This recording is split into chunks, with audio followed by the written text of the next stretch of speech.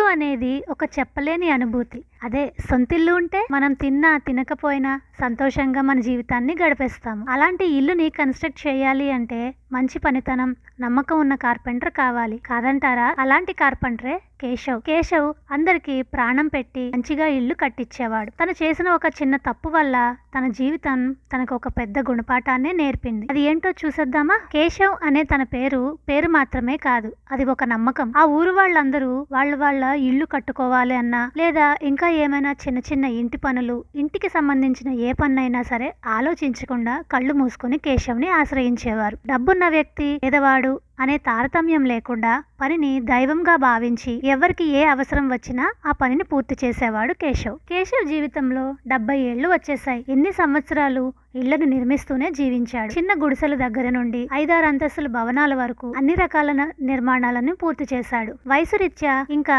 నేను ఈ పనిని చేయలేకపోతున్నాను కాబట్టి నేను దీనికి స్వస్తి చెప్పి శేష జీవితాన్ని చక్కగా నాకు నచ్చినట్టుగా చిన్నపిల్లలకి మంచి మంచి కథలు చెప్తూ గడపాలి అని అనుకుంటాడు కేశవ్. సరిగ్గా ఇక్కడే తను ఒకటి అనుకుంటే దైవం ఇంకోటి తలుస్తుంది అన్నట్టుగా తన జీవితం ఒక పెద్ద మలుపు తిరగబోతుంది. స్టోరీ ఇంట్రెస్టింగ్ గా ఉంది కదా ఫ్రెండ్స్? అయితే మీరు మాత్రం మీ మనసు చెప్పినట్టుగా ఈ ఛానల్ కి ఒక లైక్, షేర్, సబ్స్క్రైబ్ చేసేయండి. Thanks for all. కేశవ్ కి ఉన్న పేరు వలన ఆ ఊర్లో బాగా ధనవంతుడైన ఒక అతను కేశవ్ దగ్గరికి వచ్చి తనకు ఒక మంచి ఇల్లు కావాలి కట్టమని అడుగుతాడు. సరిగ్గా కేశవ్ ఇక్కడే ఆ తప్పు చేస్తాడు. తనకి ఓపిక తగ్గింది అని గాని, లేకపోతే కొంత సమయం తర్వాత ఇల్లు నిర్మాణం చేస్తాను గాని చెప్పకుండా అలాగే అని చెప్పి ఇల్లు నిర్మించడానికి ఒప్పుకుంటాడు.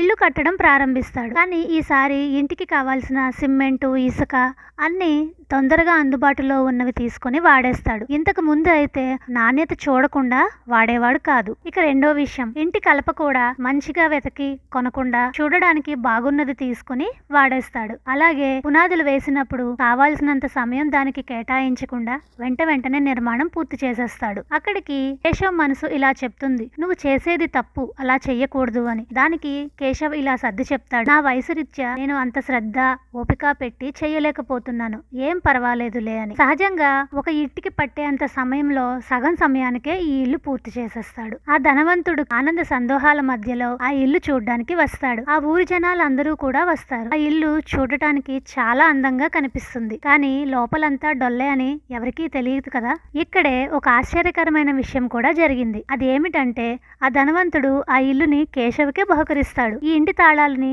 కేశవ్కి అప్పచెప్తూ, ఇన్ని సంవత్సరాలు నువ్వు చాలా మందికి ఇల్లు కట్టుతూ గడిపావు. ఆ హడావిడిలో నీ కోసం నువ్వు కనీసం ఒక చిన్న గది కూడా కట్టుకోలేకపోయావు. అందుకే ఇది నేను నీ కోసం ఇస్తున్న బహుమానం. నీ శేష జీవితం మొత్తం ఇందులోనే సంతోషంగా జీవించు అంటాడు. ఊరందరూ కొట్టిన చప్పట్లు 10 ఊళ్ళకి వినిపిస్తాయి. అందరూ చాలా సంతోషిస్తారు. కానీ కేశవ్కి తెలుసు ఈ ఇల్లు గట్టిగా ఒక గాలి తుఫాను వస్తేనే కూలిపోతుంది అని. అప్పుడు కేశవ్ ఇలా అనుకుంటాడు, తన జీవితం తనకి నేర్పించిన ఒక పెద్ద గుణపాఠం అని. ఏ పనైనా సరే అప్పటి వరకు మనము ఏ తప్పు చేయకుండా న్యాయంగా పద్ధతిగా చేసుకుంటూ వెళ్ళి ఈ ఒక్కసారికే కదా పర్వాలేదులే, ఏం జరుగుతుందిలే అని ఎప్పుడూ ఏ చిన్న తప్పు చేయకూడదు. మనం చూసి చూడకుండా చేసినా కూడా భగవంతుడి పైనుంచి అన్ని చూస్తూనే ఉంటాడు. మనం ఏదైతే ఇస్తామో తిరిగి మనకి అదే వస్తుంది అని. కేశవ్ అనుకున్నట్టుగానే తన శేష జీవితాన్ని పిల్లలకి కథలు చెప్తూ జీవిస్తున్నాడు. కానీ ఇందులో ఒక మార్పు ఏంటంటే తను నేర్చుకున్న గుణపాఠాలని కథల కింద చెప్తున్నాడు.